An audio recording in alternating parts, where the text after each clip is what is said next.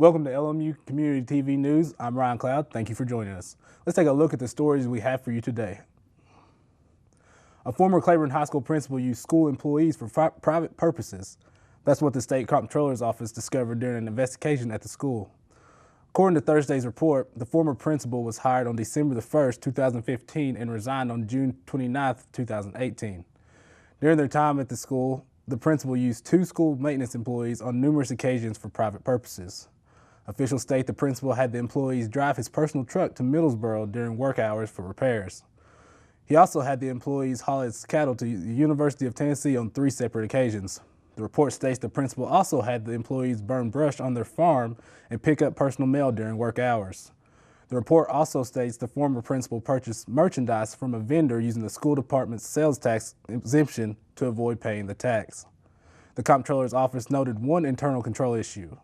According to the report, the former principal counted coffee shop collections alone in his office each day without a second individual. The principal would then take the counted collection to the school bookkeeper. After the count sheet was entered into the collection log, the principal would throw it away in the trash. This left the collection log as the only supporting documentation for the coffee shop collection. The Claiborne County Grand Jury declined to return an indictment after considering the evidence and information contained in the Comptroller's investigative report. The community came out in full support of Directors of Schools Joseph Miller during the Claiborne County School Board meeting on Thursday. In November, the school board voted to neither review nor extend Miller's contract as the director. No explanation was given during the meeting on why the decision was made. On Thursday, several parents spoke out on behalf of keeping Miller as the Director of Schools, citing improved test scores and improvement of the culture inside the district. Miller took over as director in 2017. For the past 3 years, members of the Claiborne County community have been trying to bring a Boys and Girls Club to the area. The dream is coming closer to a reality. The organization has secured 5 key donors and raised $350,000 for the project. Water State Community College in New Tazewell will serve as the location for the club. Committee members say they believe a Boys and Girls Club is important to the community because of the positive influence it can have on the youth in the area. Here to talk more about the club is Economic and Community Board Chairman Rob Barger. The Economic and Community Board, along with several leaders in the community, felt like that a Boys and Girls Club was needed in the area. And so actually this has been in the process for about 3 years now, 3 or 4 years. And Kim Bolton with Walter State and I formed a committee, and that committee has been working for, like I said, the last 3 years to make this a reality. So at this point, we have raised $350,000 committed, I should say, from local industries. That's 5 key industries in the Claiborne County community that have committed $350,000 to make this Boys and Girls Club a reality. Kim Bolton and Walter State have stepped up with a perfect location, which is where we're standing today. Behind me is the doorway that would become the Boys and Girls Club. This would be the interior entrance to the Boys and Girls Club. There would also be an exterior entrance from the roadside as well. And through this doorway is 3 classrooms that will be fixed up. They'll be as nice as the Walter State classrooms here. And that process should take 3 or 4 months. And then the Boys and Girls Club could move in at that point. Initially we've got what we call a key donor list. And our goal was to raise $350,000. That's committed over a 5-year period. The key donors, we were looking for 5 key donors. One donor would be the facility, would name the facility. Another donor would be on the hallway and support the donor tree. And then there's 3 classrooms, so there's 3 donors that the classrooms will be named after. And those have been committed. Now we'll start the general campaign process. where we will have a donor tree in here that'll have leaves per se and limbs that'll represent sponsorship levels. We'll also have other community activities, probably a golf tournament, maybe a car raffle or something like that. We'll do some activities that will help us raise money for general operations.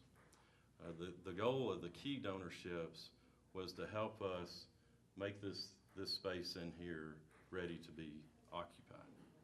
Okay. We believe that this community really needs a Boys and Girls Club. You look at the opioid abuse and the drug abuse and those issues, our youth need a positive influence, we feel like, and we feel like that's lacking. One of the nice things about this location is it's close to low-income housing, and so that's very important. In addition to being close to low-income housing, it's also close to SMMS school. There's a waiting list right now for after-school programs, so we believe that this will help fulfill that need. The positive impact that the mentors of the Boys and Girls Club will make on these kids, we believe it will be life-changing and very much needed. As far as activities for the Boys and Girls Club, we plan on having pool tables, foosball tables, ping pong tables, those kind of things. The gymnasium here at Walter State used to be the Claiborne County High School gymnasium, will be available to the kids as well. That's kind of a whole nother project in itself, because there's a lot of work that needs to be done to the gymnasium, but currently it can be occupied so the kids can use it. There'll also be other activities such as crafts and games and other things like that that the kids can enjoy and spend their time doing things that are healthy. We also plan on having a cultural lab and a computer lab and fine arts types things that'll teach cultural aspects that are healthy to the kids. Actually, we are meeting with the Boys and Girls Club of the Tennessee Valley next week. The Boys and Girls Club of the Tennessee Valley would sponsor this program. They would manage the program. We would be a branch of them. They're based out of Knoxville. And so that leaves the management piece out of our hands locally, which is kind of nice because that management team needs to be trained properly and those kind of things. In terms of a completion date, we're right at the brink of getting started. I think, probably by this summer, we could be up and going. The goal is to open by next fall at the latest. So hopefully this summer, but definitely this fall for a completion date and a start date for the Boys and Girls Club. Barger says they hope to have the club operational by the fall of 2019. Students at Yellow Creek School Center received a special surprise on Thursday. The Mission of Hope came to the school as part of their yearly Christmas giveaway. Children got to pick toys and also received a Bible during the event. Yellow Creek is one of 28 schools the organization visits each year. The event is just one step the Mission of Hope takes to interrupt poverty in the area. All the items used during the giveaway were donated. That's a look at your LMU TV news update. Stay with us, as coming up after the break, Brandon Burke will have your sports report right here on LMU Community TV News. Hi, I'm Dr. Shields, and I'm a physician and the medical director at LMU Medical Clinics. This is a brief announcement about keeping LMU and you healthy during the upcoming flu season. Influenza, or flu for short, is a virus that causes fever, body aches, and upper respiratory symptoms like cough, runny nose, and sore throat. It is transmitted through the air and can even be spread on objects touched by someone who has the flu. The virus spreads easily from person to person and is most active from October through March. There are 3 things you can do to prevent becoming ill with the flu. First, get vaccinated. The most effective way of preventing the flu is to get the flu vaccine every year. The vaccine does not give you the flu or make you sick. The vaccine may not be 100% effective, however, it does offer significant protection and lessen the symptoms should you get the flu. The CDC recommends everyone 6 months and older be vaccinated before the flu season begins. Number 2, wash your hands. Stop the spread of germs and protect yourself with frequent hand washing with soap or alcohol-based hand sanitizer. And third, if you are sick, stay home. Should you become ill with flu-like symptoms of fever, sore throat, cough, limit your contact with others. Schedule an appointment as soon as possible with LMU Medical Clinic or your healthcare provider. There are antivirals that may be indicated if started within 48 hours of symptoms.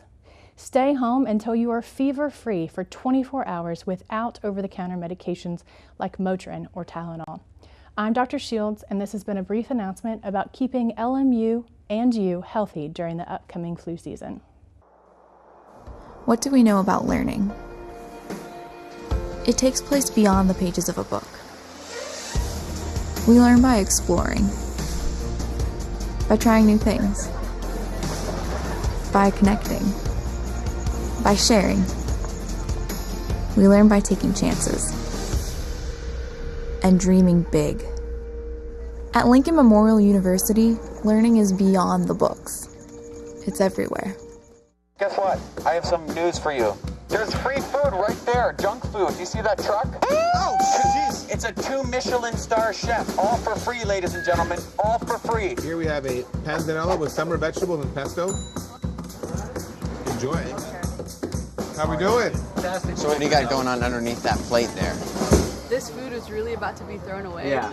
Bro? Is there something wrong with this food? Where did you get it from? From farmers markets. They put aside the ugly vegetables and the ugly fruits. Carrot top, soft avocados. It was all food that was going to be discarded. Even the drink you had is made from like a little bruised peach. Did it taste a little bruised? Great. It's good.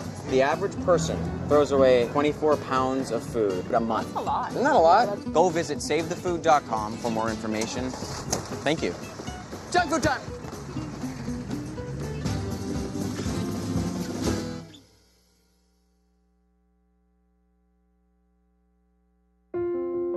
I love taking care of my mom.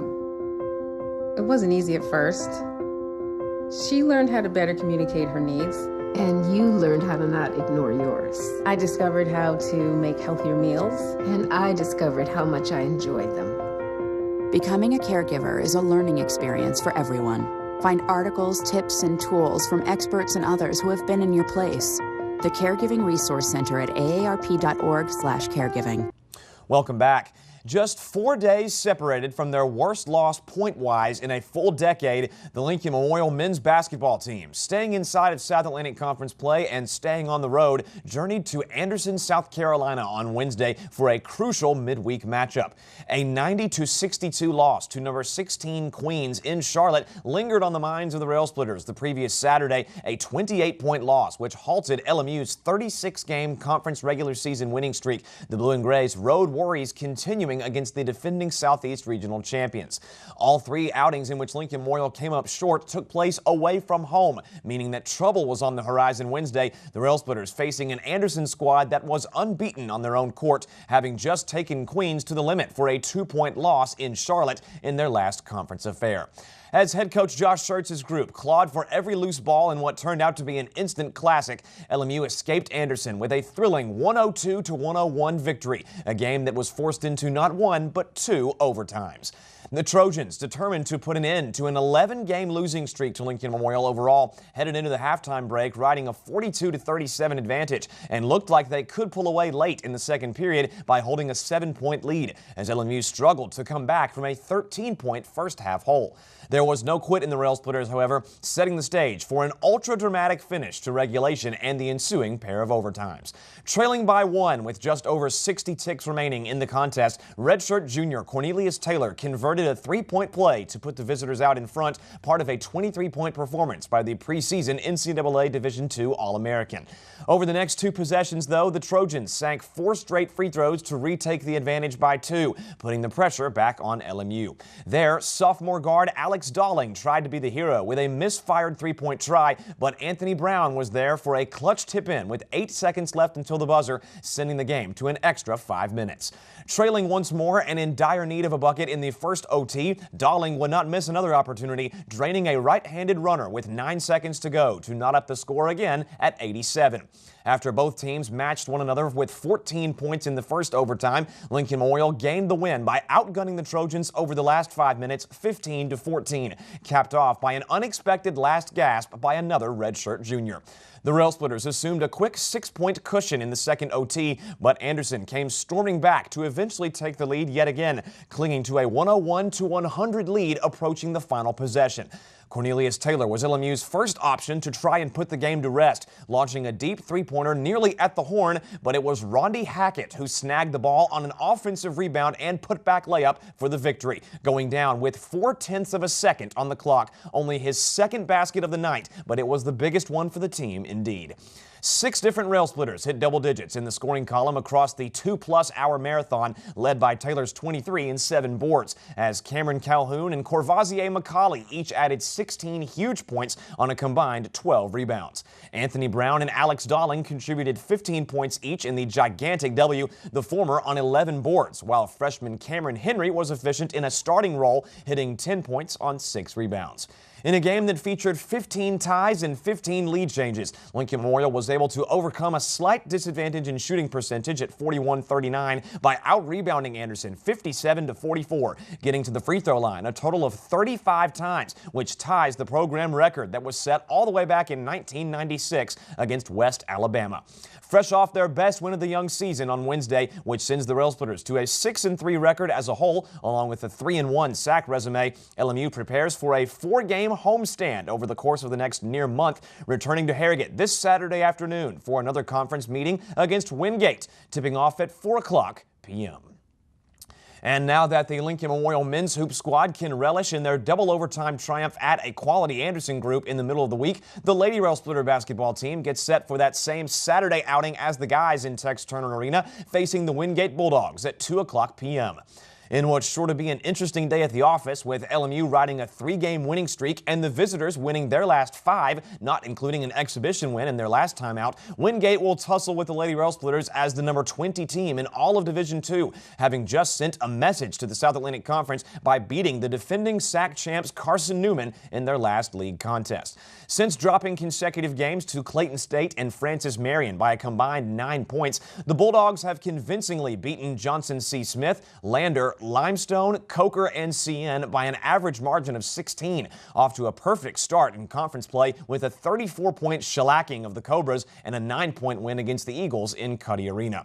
When LMU tips off with Wingate on Saturday afternoon in Harrogate, it will have been the first time that the Bulldogs have hit the floor in 12 days, their last appearance coming on December the 3rd when they dominated Piedmont International in exhibition 86-62, meaning that Lincoln Memorial will certainly have their hands full. Luckily, it looks as if the Lady Rail Splitters are hitting their stride for what will be the penultimate game until the Christmas holiday, having disposed of Coker, Queens, and Tennessee Wesleyan in their last 3 meetings to head into the weekend at 5-3. Shaking off an ugly first half to overwhelm TWU by 20 over the final 20 minutes, head coach Crystal Evans and company search for a signature win against the Bulldogs, hoping for some payback from a 2-0 sweep handed down by Wingate a season ago. Hoping to close out their final 2 games until Christmas with a wave of momentum, their next outing to be held on Wednesday at Anderson a week after the men's win there. You can visit www.lmurailsplitters.com on Saturday to find out how Lincoln Memorial stacks up against the Bulldogs, or you can tune in to 91.3 FM WLMU for live play-by-play analysis of the massive conference tilt. And that is all for sports heading into the weekend, but stay tuned as more LMU Community TV news is coming up right after this. What do we know about learning? It takes place beyond the pages of a book. We learn by exploring, by trying new things, by connecting, by sharing. We learn by taking chances and dreaming big. At Lincoln Memorial University, learning is beyond the books. It's everywhere. Guess what? I have some news for you. There's free food right there, junk food. Do you see that truck? Oh, jeez. It's a 2 Michelin star chef. All for free, ladies and gentlemen. All for free. Here we have a panzanella with summer vegetables and pesto. Enjoy. How we doing? Fantastic. So what do you got going on underneath that plate there? This food is really about to be thrown away. Yeah. Bro? Is there something wrong with this food? Where did you get it from? From farmers markets. They put aside the ugly vegetables and the ugly fruits. Carrot top, soft avocados. It was all food that was going to be discarded. Even the drink you had is made from like a little bruised peach. Did it taste a little bruised? Great. It was good. The average person throws away 24 pounds of food a month. That's a lot. Isn't that a lot? Go visit savethefood.com for more information. Thank you. Junk food time!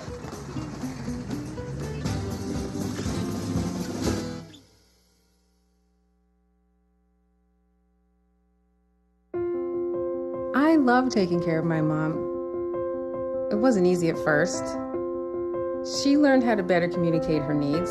And you learned how to not ignore yours. I discovered how to make healthier meals. And I discovered how much I enjoyed them. Becoming a caregiver is a learning experience for everyone. Find articles, tips, and tools from experts and others who have been in your place. The Caregiving Resource Center at aarp.org/caregiving. Thanks for watching LMU Community TV News. I'm Ryan Cloud, and have a great weekend.